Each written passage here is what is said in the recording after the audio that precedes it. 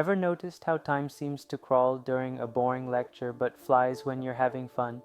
One minute you're a kid playing outside, and the next you're wondering where the years went. Why does time feel so different depending on what we're doing? Is it just in our heads, or is there a real scientific reason behind it?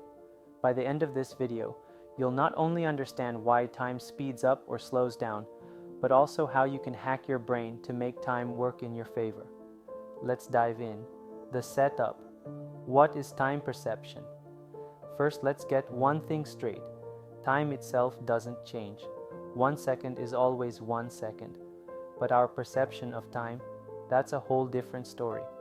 Our brain doesn't experience time like a clock. It interprets it based on experiences, emotions, and memory. And that's why two people can go through the same moment, but experience time completely differently. So, what actually controls how we perceive time? The journey. What affects time perception? 1. Attention and focus. The more you notice, the slower time feels.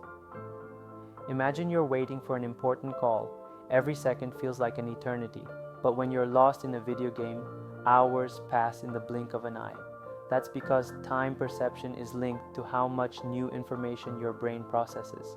When you're focused on something engaging, your brain is busy, and time flies.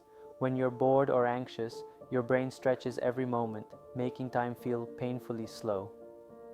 2. Age. Why time speeds up as you get older.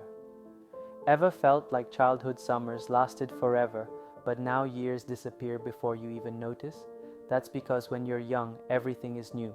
Your brain constantly absorbs fresh experiences, stretching your sense of time. As you age, fewer new things happen, and your brain processes time in bigger chunks. This is why your 30s feel like they last half as long as your teenage years.